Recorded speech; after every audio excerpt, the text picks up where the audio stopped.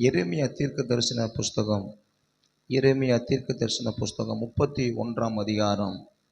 எரேமியா தீர்க்க தரிசன புஸ்தகம் 31ஆம் அதிகாரம் 4வது வசனத்தை நாம் வாசிக்க கேட்போம். இஸ்ரவேல் என்னும் கன்னிகையே,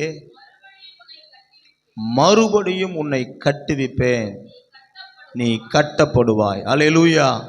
இந்த 4வது மாதம் ஆண்டவர் சமூகத்தில் இரவு அப்படியே ஜெபம் பண்ணிட்டு படுத்துட்டு இருக்கும் பொழுது அவர் சொன்ன ஒரு வார்த்தை, மறுபடியும் உன்னை கட்டுவேன் அப்படின்னு. என்ன அர்த்தங்க? ஆல்ரெடி நம்மளை என்ன செஞ்சிருந்தாரு? கட்டி வச்சிருந்தாரு. இப்ப இடிஞ்ச நிலைமையில சில காரியங்கள் கிடக்குது. அந்த இடிஞ்ச நிலைமையில இருக்கிற சில காரியங்களை பார்த்த ஆண்டவர் நம்மை அப்படியே விட்டு விடாமல் அவர் மீண்டும் நமக்கு ஒரு வாக்குத்தத்தம் இந்த 4வது மாதத்தில் தருகிறார். மறுபடியும் நான் உன்னை கட்டுவேன், நீ கட்டப்படுவாய்.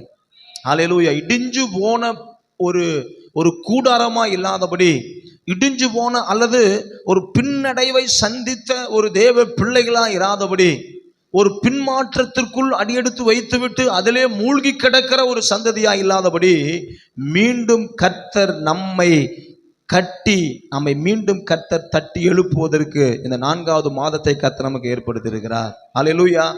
அநேக நேரங்களில் நம்மளுடைய வாழ்க்கையில் ஒருவேளை அநேக பின்னடைவுகளை இந்த கடந்த 3 மாதங்களாக நாம் சந்தித்திருக்கலாம். பின்னடைவுன்னா உங்களுக்கு தெரியுதுங்களா? ஒரு காரியத்தை நம்ம செய்யலாம்னு நம்ம நினைக்கிறோம், ஒரு காரியத்துக்காக நம்ம முயற்சி எடுக்கிறோம். ஆனா அந்த முயற்சியில நமக்கு என்ன வரமாட்டேங்குதுங்க? ஒரு முன்னேற்றமே இல்லை. 3 மாதங்களா ஒரே பின்னடைவே சந்திச்சுட்டு இருக்கிறேன் பாஸ்டர். என் வாழ்க்கையில ஒரு முன்னேற்றங்கள் இல்லை. தொடர்ந்து நான் எடுக்கிற முயற்சிகள் எல்லாம் எனக்கு தொடர்ந்து கொண்டே இருக்கிறது. அநேக நேரங்கள்ல சிலருடைய வாழ்க்கையில பொருளாதார ரீதியாக பின்னடைவு. வேலை செய்யலான்னு முயற்சி பண்ணிட்டே இருக்கிறோம், ஆனா என்ன செய்ய மாட்டேங்குதுங்க? வேலை கிடைக்கல. பின்னடைவை சந்தித்து கொண்டே இருக்கிறோம். கடந்த 3 மாதங்களாக எங்க வாழ்க்கையில ஒரே பொருளாதார ரீதியாக நான் பின்னடைவை சந்தித்து கொண்டிருக்கிறேன். தொழில்ல திடீர்னு பார்த்தீங்கன்னா ஒரு பின்னடைவை நான் சந்திச்சுட்டு இருக்கிறேன். என் தொழில்ல ஒரு முன்னேற்றம் இல்லை. இல்லைன்னா வாக்கப்பட்டு போன இடத்துல இல்லையா வாழ்ந்து கொண்டிருக்கிற இந்த வாழ்க்கையில கூட வாழ்க்கையில ஒரு சந்தோஷமான நிலைமையில் இல்லை. நான் பின்னடைவை நான் சந்தித்து கொண்டிருக்கிறேன். என்னுடைய கேரியர்ல கூட என்ன செஞ்சுட்டு இருக்கிறேன்? நான் முன்னேற்றம் இல்லாமல் நான் பின்னடைவை சந்தித்து கொண்டிருக்கிறேன் என்று ஒருவேளை இந்த 4வது மாதத்தில் வந்திருப்பீர்கள். ஆனால் கர்த்தர் நம்மோடு பேசுகிறார். நம்முடைய பின்னடைவுகளை கர்த்தர் மாற்றி மீண்டும் மறுபடியும் ஆண்டவர் நம்மை கட்டுவிப்பேர் என்று கர்த்தர் நமக்கு வாக்கு பண்ணுகிறார். அல்லேலூயா. நீ கட்டப்படுவாய். பக்கத்துல சொல்லுங்க, நீ கட்டப்படுவாய். இடிஞ்சு போன கூடாரமாய் அல்ல, இடிஞ்சு போன வாழ்க்கை, அதாவது நம்ம வாழ்க்கையில பின்னடைவை சந்தித்த ஒரு தேவ பிள்ளைகளாக அல்ல, பின்னடைவை கர்த்தர் நீக்கி போட்டு இதற்கு மேல நம்மளால வாழ முடியாதுன்னு பிசாசு நமக்கு ஒரு முற்றுப்புள்ளி வச்சிருப்பான். இதுக்கு மேல நம்மளால எழுந்திருக்க முடியாது, நீ ஆல்ரெடி எங்க வந்துட்ட, என்னுடைய பிடியில தான் நீ இருக்கிற, ஆல்ரெடி என்னுடைய சித்தத்துல என்னுடைய பார்ட்னர்ஷிப்ல நீ இருக்கிற, இனி உன்னால தேவனோடு போக முடியாது, மீண்டும் அவர் உன்னை தேடி வர முடியாத அளவுக்கு நீ என்னோடு கூட நீ கட்டப்பட்டிருக்கிற அப்படின்னு பிசாசு ஒருவேளை நம்மை பார்த்து சொன்னாலும் 4வது மாதத்தில் கர்த்தர் சொல்றாரு, இல்ல, அவனிடத்திலிருந்து நான் உன்னை மீட்டு கொண்டு வந்து மீண்டும் நான் உன்னை கட்டுவேன், நான் உன்னை கட்டுவேன். அல்லேலூயா. இதற்கு மேல எனக்கு வாழ்க்கையே முடிஞ்சிருச்சு பாஸ்டர், நான் ஆல்ரெடி ஒரு விஷயத்துல நான் சிக்கிட்டு கிடக்கிறேன், இதை என்னால வெளியே சொல்ல முடியாதபடி என் வாழ்க்கை இருக்கு, இதை நான் யாரிடத்துலயும் போய் பேச முடியாதபடி நான் ஒரு இடத்துல நான் மாட்டிட்டு கிடக்கிறேன், என் வாழ்க்கையெல்லாம் முடிஞ்சிருச்சு பாஸ்டர், அவ்வளவுதான், இனி என் வாழ்க்கை எப்படியோ போயிட்டு போகுது, நான் பின்னடைவுக்கு மேல பின்னடைவை சந்தித்து கொண்டிருக்கிறேன், நான் ஏமாற்றத்திற்கு மேல நான் ஏமாற்றத்தை சந்திச்சு கொண்டிருக்கிறேன், தோல்விக்கு மேல நான் தோல்வி செஞ்சுட்டு இருக்கிறேன். அல்லேலூயா. இந்த 3 மாதங்களா என் வாழ்க்கையில நான் சந்தோஷத்தை நான் பார்க்கல. எனக்கு கர்த்தர் தீர்க்க தரிசனமாய் வந்திருக்கிற நம்ம ஒவ்வொருக்கும் சொல்லுகிறார், நீ மீண்டும் கட்டப்படுவாய். அல்லேலூயா. பின்மாற்றங்களை எல்லாம் கர்த்தர் மாற்றி போட்டு பின்னடைவுகளை தகர்த்தி இனி முன்னேற்ற பாதைக்கு கர்த்தர் நம்மை கொண்டு வந்து நம்மை மீண்டும் கட்டுவதற்கு கர்த்தர் உண்மையுள்ளவராய் இருக்கிறார். அல்லேலூயா. ஒரு விஷயத்தை நம்ம நல்லா தெரிஞ்சுக்கொள்ளணும், கிறிஸ்தவனுக்கு பின்னடைவு என்பது ஒரு நிரந்தரமானது கிடையாது. பக்கத்துல சொல்லுங்க, உங்களுக்கு பின்னடைவுங்கிறது பர்மனன்ட் கிடையாது, பர்மனன்ட் கிடையாது. தொடர்ந்து என் வாழ்க்கை இப்படியே தான் போயிட்டு இருக்குமா அப்படின்னு நீங்க என்ன செய்யாதீங்க, யோசிக்காதீங்க. டெம்பரவரி. அல்லேலூயா. நீங்க ஒரு வீட்டை கட்டினீங்கன்னா, வீடு கட்டுவதற்கு முன்னாடி டெம்பரரின்னு ஒரு கரண்ட் கொடுப்போம், பார்த்துருக்கீங்களா? அது கிட்டத்தட்ட 1 மாசத்துக்கு 2 மாசத்துக்கு என்ன செய்யணும்? நீங்க வீடு கட்டி முடிக்கிற வரைக்கும் டெம்பரரி கரண்டை எடுத்து நீங்க என்ன செய்யணும்? வேலை செய்யணும். அது பில்லு அதிகமா வரும், பார்த்துருக்கீங்களா? அதனுடைய பில்லு ரொம்ப ரேட் அதிகமா இருக்கும். ஐயோ, எப்படா அந்த வீட்டை கட்டி முடிச்சு இந்த டெம்பரரி கரண்டை மாத்தி பரமண்டல அந்த லைனை இழுப்பணும், அப்பதான் எனக்கு நிம்மதின்னு நினைக்கிறது போல, கிறிஸ்துவ வாழ்க்கையில இருக்கிற தேவ பிள்ளைகளா இருக்கிற உங்களுக்கும் எனக்கும் இந்த ஒரு, அதாவது என்ன சொல்றது, பின்னடைவு என்பது நமக்கு நிரந்தரமானதல்ல. ஒருவேளை இந்த 3 மாதங்களா நீங்க பின்னடைவை சந்திச்சிருந்தீங்கன்னா, இந்த 4வது மாதத்துல கர்த்தர் இனி முன்னேற்ற பாதையில கர்த்தர் நம்மை கொண்டு போக போகிறார். தொழில் ரீதியான சில காரியத்துல கர்த்தர் முன்னேற்றத்திற்குண்டான வழிகளை கர்த்தர் நமக்கு திறக்கிறார். வாழ்க்கையில் ஒருவேளை பின்னடைவுகளையும் தோல்விகளையும் கண்ணீர்களையும் நீங்கள் சந்தித்துக் கொண்டிருப்பீர்களானால், இந்த 4வது மாதத்தில் அதிசயமான கர்த்தர் உங்களை முன்னேற்ற பாதையில் கொண்டு செல்வதற்கு கர்த்தர் உங்களை தெரிந்து வைத்திருக்கிறார். அல்லேலூயா. பிசாசு தான் பின்னடைவு உண்டாக்குவான். அல்லேலூயா. பின்மாற்றத்துக்குள்ளேயும் பின்னடைவுக்குள்ளேயும் போறோம்னா, அது யார் நம்மளை கொண்டுட்டு போறாங்க? பிசாசு தான் நம்மளை பின்னடைவுக்குள்ள கொண்டு போவோம். ஆனா ஆண்டவர் சொல்றாரு, நான் உன்னை பின்னடைவுக்குள்ள இல்லை, உன்னை மீண்டும் மீண்டும் திரும்ப கட்டுவேன் என்று சேனைகளின் கர்த்தர் நமக்கு சொல்லுகிறார். நம்மளுடைய பின்னடைவை சந்தித்த ஜெப வாழ்க்கை, அதிகாலை எழுந்துச்சு நல்லா ஜெபம் பண்ணி இருந்திருப்போம். யோசிச்சு பாருங்களேன், நம்மை யோசிச்சு பாருங்க, வேற யாரையும் யோசிக்க வேண்டாம். என் ஜெப வாழ்க்கை ஆதியில எப்படி இருக்கும் தெரியுமா? இன்னைக்கு கூட சிலருடைய வாழ்க்கையை நீங்க கேட்டு பாருங்க, பாஸ்டர் அப்படி ஒரு ஜெபம் பண்ணுவோம் பாஸ்டர், அப்படி காலையில் எழுந்திரிச்சு ஆண்டவர் சமூகத்தில் என்ன செய்வேன், உட்காந்து ஆண்டவர் நோக்கி நான் பார்ப்பேன். இன்னைக்கு என்னால் என்ன செய்ய முடியல சொல்லுங்களேன், ஜெபமே பண்ண முடியல பாஸ்டர். எங்கதான் அது, எங்கிருந்து தான் அந்த ராத்திரி நேரம் எனக்கு அந்த ஒரு முழிப்பு தட்டுமோ தெரியல, திடீர்னு பார்த்தா 3:30 மணி 4 மணிக்கெல்லாம் நானே எந்திரிச்சுக்குவேன். யாரையும் எழுப்பிட மாட்டாங்க. எந்திரிச்சு நல்ல ஜெபம் பண்ணுவேன் பாஸ்டர், நல்ல பாட்டு பாடுவேன், நல்ல அன்னி பாஸ்டர்ல ஜெபம் பண்ணுவேன். இன்னைக்கு இந்த ஜெப வாழ்க்கை எங்கே போச்சுன்னு தெரியல. பின்னடைவைக்குள்ளாக பிசாசு நம்மை தள்ளி வைத்திருக்கிறார். பாட்டு ஆராதனை அப்படி பண்ணுவோம் பாஸ்டர், சமைக்கிற நேரத்தில், குளிக்கிற நேரத்தில், வீட்டில் இருக்கிற நேரத்தில், எப்போ பார்த்தாலும் எங்கள் வீடு எப்படி இருக்குன்னு பார்த்தீங்கன்னா, ஒரே துதியின் சத்தமாக தான் இருக்கும். எப்படி இருக்கும்? ஒரே பாட்டு, ஆண்டோடைய பாட்டாக தான் பாஸ்டர் இருக்கும். இன்னைக்கு பிசாசு என்னை பின்னடைவுக்குள்ளே தள்ளி வைத்திருக்கான். பாட்டு பாட முடியல, ஆண்டவரை ஆராதிக்க முடியல, ஜெபம் பண்ண முடியல. இன்னைக்கு பிசாசு அப்படிப்பட்ட நிலைமையில என்னை பின்னடைவுக்குள் கொண்டு வந்து நிறுத்தி இருக்கிறான். ஆனால் கர்த்தர் சொல்றாரு, மீண்டும் நான் உங்களை திரும்ப கட்டி உங்களுடைய ஜெப வாழ்க்கையை கர்த்தர் முன்னேற்றத்திற்கு நேராக கர்த்தர் கொண்டு போக விரும்புகிறார். அல்லேலூயா, அல்லேலூயா. வேதாகமத்தில் எத்தனையோ பேர் அப்படிப்பட்ட பின்மாற்றத்தில் இருந்த, பின்னடைவை சந்தித்த அநேகரை கர்த்தர் தட்டி எழுப்பி இருக்கிறார். இந்த 4வது மாதத்தில் நம்மையும் கர்த்தர் அப்படி தூக்கி கொண்டு வந்து நிறுத்த போகிறார். நம்ம போன வாரம் ஆராதனையில் நம்ம கேட்ட செய்தியை போல கர்த்தர் யாக்கோபனுடைய வாழ்க்கையை நமக்கு நல்லா தெரியும். நம்ம திருமண வாழ்க்கையை தான் போன வாரம் பார்த்தோம். ஆனா அவனுடைய வீட்டினுடைய வாழ்க்கை எப்படி இருந்துச்சுன்னு கொஞ்சம் யோசிச்சு பார்த்தீங்கன்னா, யாக்கோபு தன்னுடைய சகோதரனுக்கு கிடைக்க வேண்டிய அந்த ஆசீர்வாதத்தை வஞ்சகமா, என்னங்க, ஏமாத்தி தான் அண்ணனுக்கு கிடைக்க வேண்டிய அந்த நன்மையை தலைவர் என்ன செஞ்சிட்டாரு, வாங்கிட்டார். அதுக்கு கூட அம்மாவும் சப்போர்ட். என்னங்க, அநேக நேரங்களில் குடும்பங்களில் பிள்ளைகள் தடுமாறுவதற்கு தாய்களே மிகுந்த காரணமா இருக்கிறார்கள் என்று தாழ்மையோடு சொல்லிக் கொள்கிறேன். அல்லேலூயா. செல்லம் கொடுக்கறது, சில நேரங்களில் நம்ம அப்படியே தட்டி கொடுத்து, ரே அப்பா கோவப்பட்டாருன்னா அவ்வளவுதான் போ அப்படிங்கிறது.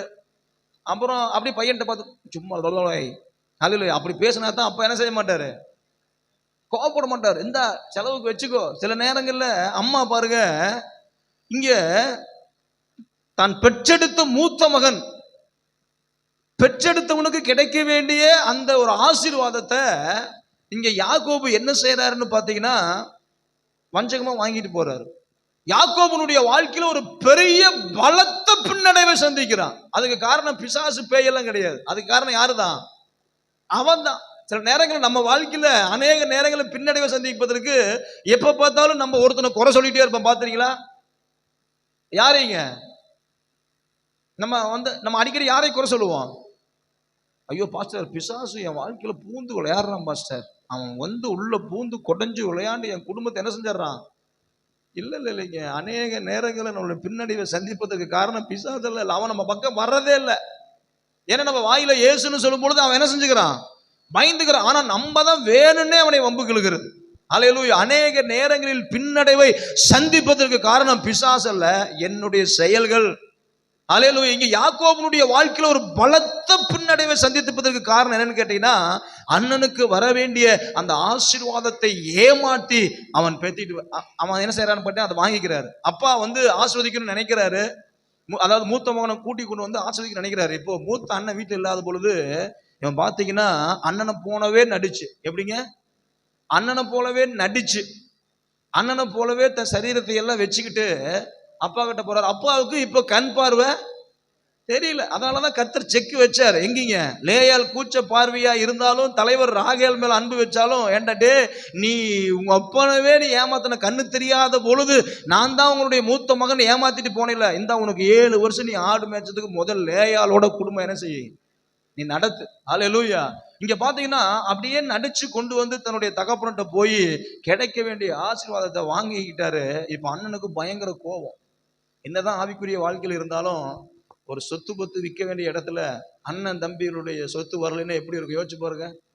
அட போங்க பாஸ்டர், நான் ஆவியில் இருக்கிறேன், எனக்கு சொத்தெல்லாம் வேண்டாம் அப்படின்னு சொல்ல முடியுமா?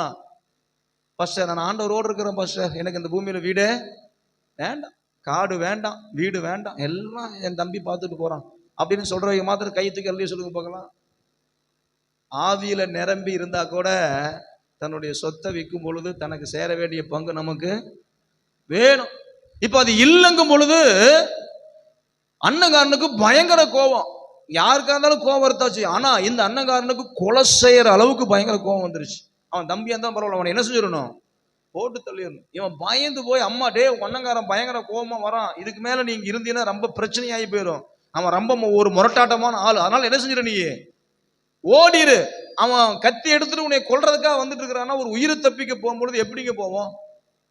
ஒரு உயிர் தப்பிக்கிறேன். உங்களை திடீர்னு நேற்று தினத்தில் ஒரு பாஸ்டர் பேசிட்டு இருந்தேன். அவர் சொன்னாரு, இந்த மாதிரி பாஸ்டர் கொரோனா சமயத்துல கேகே நகர்ல ஒரு வீடு ஒன்று பார்த்தீங்கன்னா வாடகைக்கு எடுத்துருக்கிறார். சொன்னார், பாஸ்டர் நான் சென்னையில ஊழியத்துக்காக போயிட்டேன், ஒரு 7:30 மணி இருக்கும், சத்தியம் டிவியில ஜெபிக்கலாம் வாங்க நிகழ்ச்சியை என்னுடைய மனைவி 2 பிள்ளைகளும் பார்த்துட்டு இருந்தாங்க. யாரோ வந்து கதவை தட்டினாங்க. என் மனைவி கேஷுவலா கதவை திறந்துட்டா. கதவு திறந்தா உள்ளுக்குள்ள வந்தவன் ஒரு நார்த் இந்திய ஒரு இந்திக்காரன் வந்தோன்னா டக்குன்னு என்னுடைய மனைவி இடிச்சு தள்ளி கதவை சாத்தி, நாங்கள் வர முன்னாடியே அந்த சாவியை வச்சிருந்தோம், அந்த சாவி எடுத்து வீட்டை பூட்டி எங்களுடைய பெட்ரூமுக்குள்ள போய் உள்ள போய் கதவை சாத்திட்டான். என்ன செய்யறதுனே தெரியல. கதவை தட்டுன்னு தட்டி நாங்கள் கத்த ஆரம்பிச்சிட்டோம். வெளியிருந்து ஜனங்கள் வந்து கதவை உடைச்சிக்கிட்டு உள்ள வந்து பெட்ரூம் கதவையும் உடைச்சு அவனை கொண்டு போய் அவனை அடின்னு அடிச்சு அவனை போலீஸ்ட பிடிச்சி கொடுத்தாங்க. நினைச்சு பாருங்க, ஒரு கோபம் ஒரு மனுஷனுக்கு எப்படி வந்தா அந்த கோபத்தினுடைய உச்சக்கட்டை எப்படி இருக்குன்னு நினைச்சு பாருங்க. இப்போ இவன் பயந்து ஓடுறான். ஓடும் பொழுது எதாவது எடுத்துட்டு போமா, அம்மா இருமா ஒரு 5 லட்சம் பணம் எடுத்துட்டு போறேன், கொஞ்சம் நகை எடுத்துட்டு போறேன், ஓட முடியுமா? துண்டக்கானான் துணியக்கானான் யாக்கோபு என்ன செய்யறாரு, அண்ணங்காரனுக்கு பயந்துட்டு வேதம் சொல்லுகிறது வெறுங்கையாய் ஓடினான். எப்படி ஓடினானாமா? வெறும் கையா ஓடுறான். சில ஆண்டுகளுக்கு பிறகு அவன் அப்படியே அந்த லைன்ல போகும்பொழுது அவன் பேரு, உன் பேர் என்ன அப்படின்னு கேட்டா, என் பேர் என்னங்க யாக்கோபு. அப்படின்னு என்ன அர்த்தம்? ஏமாத்துக்காரன். என்னங்க? ஆமா சொல்லுங்க போகல, ஏமாத்துக்காரன். யார் ஏமாத்துக்காரங்க? நம்மள யாக்கோபு. யாக்கோபு யாருங்க? எத்தன் ஏமாத்துக்காரன். What is your name? My name is Jacob, I am cheated one. நான் என்னுடைய சொந்த அண்ணனே என்ன செஞ்சிருக்கிறேன், ஏமாத்திட்டு போயிட்டான். பல ஆண்டுகளுக்கு பிறகு மாமா வீட்டுக்கு போனான், கல்யாணம் பண்ணா. கர்த்தர் அவனை இப்பொழுது 2 பரிவாரங்களாய் கர்த்தர் அவனை ஆசீர்வதித்தார். அவன் மீண்டும் எங்க வரான்னு பார்த்தீங்கன்னா தன்னுடைய தகப்பன் வீட்டுக்கு, தன் அண்ணன் வீட்டுக்கு வரான். 2 பரிவாரங்களோடு வராங்க. ஒரு பெரிய பலத்த பின்னடைவை சந்தித்த யாக்கோபனுடைய வாழ்க்கையில தேவன் அவனை சந்தித்த பிறகு வேதம் சொல்லுகிறது, இரவு முழுவதும் அவன் தேவனோடு கூட போராடினான். ஆண்டவரே என்னை ஆசீர்வதித்தால் ஒளிய என்ன செய்ய மாட்டேன், உம்மை போக விட மாட்டான் ஆண்டவரே. தேவனோடு கூட ஏற்பட்ட அந்த சந்திப்பு நிமித்தம் அவனுடைய பின்னடைவு நீங்கி போனது. வேதம் சொல்லுகிறது, அவன் 2 பரிவாரங்களோடு என்ன செய்யறான், அங்க அண்ணனை பார்க்கும் பொழுது அங்க வருகிறான். அப்படி ஓடி வரும் பொழுது வேதம் சொல்லுகிறது, உயிருக்கு பயந்து ஓடின அந்த யாக்கோபு, வெறுங்கையாய் ஓடின யாக்கோபு மீண்டும் கர்த்தர் அவனை 2 பரிவாரங்களோடு கர்த்தர் கொண்டு வர ஆரம்பித்தார். அல்லேலூயா. இஸ்ரவேல் அவனுக்கு பேரு. அவன் இங்கிருந்து போகும் பொழுது அவனுக்கு பேரு யாக்கோபு, திரும்ப வரும்பொழுது அவனுக்கு பேர் என்னங்க, இஸ்ரவேல். அல்லேலூயா. தேவனுடைய இளவரசன் சொல்லுவாங்க. என்ன பேருங்க? இளவரசன். அப்போ ஒரு ஏமாத்துக்காரனாய் ஒரு பெரிய பின்னடைவை சந்தித்த யாக்கோபனுடைய வாழ்க்கையில ஒரு அடையாளமே தெரியாத அளவுக்கு கர்த்தர் அவனுடைய ஐடென்டிஃபையை கர்த்தர் மாற்றி போட்டார். இந்த 4வது மாதத்துல நம்ம அடையாளமே, அதாவது வீட்டை விட்டு ஓடுனவே ஒரே ஒரு துணியோட ஓடி இருப்பான். அங்க வேதம் சொல்லுகிறது அவன் வெறுங்கையோட போனான். ஆனா பார்த்தீங்கன்னா திரும்ப வரும் பொழுது கையில நல்ல மோதிரம், ஆள் சும்மா நல்லா பயங்கரமா போட்டு நல்லா நல்லா பார்த்தீங்கன்னா 2 பரிவாரங்களோடு இருக்கிறான். நல்லா இன் பண்ணி நல்லா அழகா ஜம்முன்னு அப்படியே போட்டுட்டு வந்து நின்னா அண்ணங்காரனுக்கு யாக்கோப்புன்னு கூட அடையாளம் தெரியல. அந்த அளவுக்கு கழுத்தெல்லாம் என்னங்க சொறி இல்லைங்க, நகை, கழுத்தெல்லாம் நகை, கையெல்லாம் நகை. ஆளே அட யாரா அவன்? கிராமத்துல இருந்தா நீங்க நல்லா கவனிச்சு பாருங்க. கிராமத்துல அட நீ இன்னாருடைய பையனா? சளி மூக்கு சிந்திட்டு ஓட்ட டவுசர் போட்டு சுத்திட்டு இருந்தா, இப்ப பாடுறா கோட்டு சூட்டு போட்டுட்டு நகை நட்டெல்லாம் போட்டுட்டு ஆள் சும்மா ஜம்முன்னு இருக்கிறானையா. நீ கேள்விப்பட்டிருக்கிறீங்களா? யாரு இவன் பேரனா? உங்க அப்பா எல்லாம் அப்பெல்லாம் சாப்பாட்டுக்கு எவ்வளவு கஷ்டப்பட்டாரப்பா, ரொம்ப சிரமப்பட்டார். பரவாயில்ல, நீ எப்படி இருக்கிற? ஜம்முன்னு இருக்கிறிய, பரவாயில்ல, இப்ப ஏதோ பட்டணத்துல போயிட்டியம்மா, நல்லா வாழ்ந்துட்டு இருக்கிறியம்மா. அடையாளமே தெரியாத அளவுக்கு கர்த்தர் யாக்கோபனுடைய வாழ்க்கையை கர்த்தர் மாத்தி போட்டார். அல்லேலூயா. இந்த 4வது மாதத்துல கர்த்தர் அப்படித்தான் நம்முடைய அடையாளத்தை கர்த்தர் மாற்ற போகிறார். பலத்த பின்னடைவுகளை நம் வாழ்க்கையில் சந்திச்சிருந்தாலும் இந்த 4வது மாதத்தில் யாக்கோப்பை போல தேவனிடத்தில் போராடுவதற்கு நீங்கள் ஆயத்தமாக இருந்தால் இரு பரிவாரங்களோடு உங்களை திரும்ப கொண்டு வருவதற்கு என் தேவன் ஆயத்தமாக இருக்கிறார். அல்லேலூயா. அவன் வாழ்க்கையை துவங்கின பொழுது அவன் ஏமாத்துக்காரன், ஆனா பின்னாடி வாழ்க்கையில பார்க்கும்பொழுது இரு பரிவாரங்களை கர்த்தர் ஆசீர்வதிக்கிற 12 கோத்திரங்களை உருவாக்கக்கூடிய ஒரு சந்ததி நிறைந்த ஒரு தேவ மகனாக கர்த்தர் மாத்திட்டார். அல்லேலூயா. அடுத்து மோசேயினுடைய வாழ்க்கையை பாருங்க. அவன் ஒரு கொலைகாரன். என்னங்க? அவன் ஒரு கொலைகாரன். அவனுக்கு பட்ட பேர் அவன் ஒரு கொலைகாரன். ராஜ அரண்மனையில கொலை செய்து கொண்டு அதை ஒருத்தன் பார்த்துட்டு, டே நீ கொலை பண்ணணும் தானு சொன்ன உடனே துண்டக்கானான் துணியக்கானான் என்ன செஞ்சான்? ஓடுனவன் ஓடி போனான். கர்த்தர் அவனை சந்தித்தார். பெரிய பலத்த பின்னடைவை சந்தித்த மோசேயினுடைய வாழ்க்கையில முச்செடியின் நடுவிலே தேவன் தோன்றி அவனோடு கூட பேச ஆரம்பித்தார். எந்த இடத்துல பயந்து ஓடி போனானோ அதே தேசத்துக்கு, அதே பட்டணத்திற்கு கர்த்தர் அவனை தீர்க்கதரிசியாய் கர்த்தர் கொண்டு வந்தார். The great prophet. கர்த்தர் அவனை மீண்டும் அவனுடைய பின்னடைவை ஒரு பெரிய ஒரு பொருட்டை எடுக்காம கர்த்தர் அவனை மீண்டும் திரும்ப கட்டி இஸ்ரவேல் ஜனங்களை மீட்டெடுப்பதற்கு கர்த்தர் மோசேயை எடுத்து பயன்படுத்தினார். இந்த காலை நேரத்தில் இதோடு சொல்லி நான் முடிக்கிறேன். இந்த காலை நேரத்தில் எப்பேற்பட்ட பின்னடைவுகளை நீங்கள் கடந்த 3 மாதங்கள் சந்தித்திருந்தாலும் உங்களை மீண்டும் கட்டுவதற்கு கர்த்தர் ஆயத்தமாக இருக்கிறார். ஒருவேளை 3 மாதங்கள் வெறும் கையோடு உங்க வாழ்க்கையை நீங்க ஆரம்பிச்சிருக்கலாம். இந்த 4வது மாதங்கள் இரு பரிவாரங்களை கர்த்தர் கொடுத்து உங்களை ஜொலிக்க பண்ண கர்த்தர் விரும்புகிறார். உங்களுடைய அடையாளத்தையே மாற்ற விரும்புகிறார். ஒன்றுமில்லாதவன் என்கிற பெயரை மாற்றி அநேகத்திற்கு ஆசீர்வாதமான பாத்திரம் என்கிற ஒரு சூழ்நிலையை கர்த்தர் உருவாக்குவதற்கு இந்த 4வது மாதத்தில் கர்த்தர் நம்மை தெரிந்து வைத்திருக்கிறார். நம்முடைய பின்னடைவை சந்தித்த ஜெப வாழ்க்கை, நம்முடைய பின்னடைவுக்குள் கொண்டு போன நம்முடைய அசுத்தமான வாழ்க்கையெல்லாம் கர்த்தர் மாற்றி ஒரு பரிசுத்த ராஜரீக சந்ததிகளாக நம்மை கொண்டு வந்து அவருக்கு பயன்படுகிற ஒரு பாத்திரமாக நம்மை கொண்டு வந்து நிறுத்துவதற்கு அவர் நமக்கு ஒரு மிகப்பெரிய ஒரு நன்மையை செய்வதற்கு கர்த்தர் ஆயத்தமாக இருக்கிறார். அதனாலதான் ஒரு வசனத்தை வாசிங்கன்னா ஆகாய் புஸ்தகம் 2ஆம் அதிகாரம் 9வது வசனத்தை வாசிக்க முடிச்சிடலாம். ஒரு 2 நிமிஷம். ஆகாயின் புஸ்தகம் 2ஆம் அதிகாரம் 9வது வசனத்தை வாசிக்க பார்க்கலாம் சீக்கிரமா. முந்தின ஆலயத்தின் மகிமையை பார்க்கிலும் பிந்தின ஆலயத்தின் மகிமை பெரிதா இருக்கும். இந்த 3 மாதங்கள்ல வேதம் சொல்கிறது முந்தின ஆலயம் என்பது ஆதாமை குறிக்கிறது. ஆதாம் கர்த்தரால் உருவாக்கப்பட்டு தன்னுடைய வாழ்க்கையை கர்த்தருக்கு விரோதமான காரியங்களை செய்து அவன் தீட்டுப்பட்டு போயிருந்தான். பிந்தின ஆலயமாகிய கிறிஸ்து அவருடைய கல்வாரி சிலுவையினால், அவருடைய கல்வாரி ரத்தத்தினால மீண்டும் அல்லேலூயா இழந்து போன நம்முடைய வாழ்க்கையை, இழந்து போன அந்த பின்னடைவை சந்தித்த அந்த வாழ்க்கையில மீண்டும் இயேசு கிறிஸ்துவின் ரத்தத்தினால ஆண்டவர் நம்மை மீண்டும் புதுப்பித்திருக்கிறார். அதனாலதான் வேதம் சொல்லுகிறது முந்தின ஆலயத்தின் மகிமையை பார்க்கிலும் பிந்தின ஆலயத்தின் மகிமை எப்படி இருக்குமா? பெரிதா இருக்கும். முந்தின ஆலயம் ஆதாம் தன் மகிமையை இழந்து போனவனாய் இருந்தான், பின்னடைவை சந்தித்தவனாய் இருந்தான். ஆனால் அடுத்து பிந்தின அந்த ஆலயமாகிய இயேசு கிறிஸ்துவினுடைய ரத்தமோ மீண்டும் நம்மை அவரோடு கூட இணைத்திருக்கிறது. அல்லேலூயா. நீங்க பாருங்க, அந்த ஓட்டு மிஷின்லாம் பாத்தீங்கன்னா அந்த இது வந்துட்டு இருக்கும் பொழுது இப்ப பாருங்க, ஈரோட எடுத்துங்களேன், முத்துசாமி, அடுத்து யாருங்க இவர், நம்ம அதை என்ன சொல்ல, கேவிஆரா பாத்தீங்கன்னா முன்னடைவை சந்தித்திருக்கிறார். 2000 ஓட்டுகள் வித்தியாசத்தில் எப்படி இருக்கிறாருங்க? முன்னடைவை. அது பின்னாடி போயிட்டாருன்னா என்ன சொல்லுவாங்க? கிட்டத்தட்ட 2500 ஓட்டில் பின்னடைவில் பின்தங்கி இருக்கிறார். எப்படி இருக்கிறாருங்க?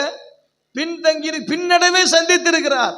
இனி நம்ம வாழ்க்கையில பின்னடைவை சந்திக்கக்கூடிய சூழ்நிலையே இல்லாதபடி ஆதாமனுடைய சூழ்நிலையை மாற்றி இந்த கல்வாரி சிலுவையை கொண்டாடி கொண்டிருக்கிற இந்த 40 நாள், இந்த மாதம் நமக்கு ஒரு முக்கியமான மாதம். நம்மை மனுக்குலத்தை மீட்டெடுப்பதற்காக என் இயேசு இந்த பூமியில கல்வாரி சிலுவையை எடுத்துக்கொண்டு நம் பாவங்களுக்காக, நம் சாபங்களுக்காக, நம்முடைய பின்னடைவுகளை நீக்கி போடும்படி, முந்தின அந்த ஆலயத்தினுடைய மகிமையை மீண்டும் பெற்றுக்கொள்ளும்படி பிந்தின ஆலயமாகிய இயேசு உங்களுக்காக, எனக்காக கல்வாரி சிலுவையில் இயேசு ரத்தத்தை சிந்தி இருக்கிறார். ஹல்லேலூயா. இனி நம்ம வாழ்க்கையில பின்னடைவு என்பது இல்லை. அந்த பின்னடைவு என்பது இல்லை என்பதற்கு காரணம் நம்முடைய சொந்த கிரியைகள் அல்ல, மாறாக அவருடைய ரத்தத்தினால் நீங்களும் நானும் மீட்கப்பட்டிருக்கிறோம். அவருடைய ரத்தத்தினால் நாம் முன்னேறி போகிறோம். அவருடைய ரத்தத்தினால் கர்த்தர் உங்களை என்னையும் அவருடைய பிள்ளை என்கிற சோத்திரம் ஒரு பெரிய அதிகாரத்தை கர்த்தர் நமக்கு கொடுத்திருக்கிறார். ஒருவேளை வீழ்ந்து போன இடத்தில் இருந்த ஆதாமை மீண்டும் தூக்கி நிறுத்துவதற்கு பிந்தின ஆலயமாகிய இயேசு இந்த பூமிக்கு வந்து நமக்காக கல்வாரி சிலுவையில சிந்தி ரத்தத்தை கொடுத்து நம்மை மீட்டெடுத்திருக்கிறார். ஹல்லேலூயா. இனி நீங்கள் பின்னடைவை சந்திப்பதில்லை. இனி பின்னடைவு உங்களுக்கு இல்லை. 3 மாதங்கள் உங்க வாழ்க்கையில சந்தித்த தொழில் ரீதியா, வியாபார ரீதியா, கடன்கள் மூலியமாய் பின்னடைவை சந்தித்த, அவமானங்களை சந்தித்த சூழ்நிலைக்கு கர்த்தர் இந்த 4வது மாதத்தில் முற்றுப்புள்ளி வை.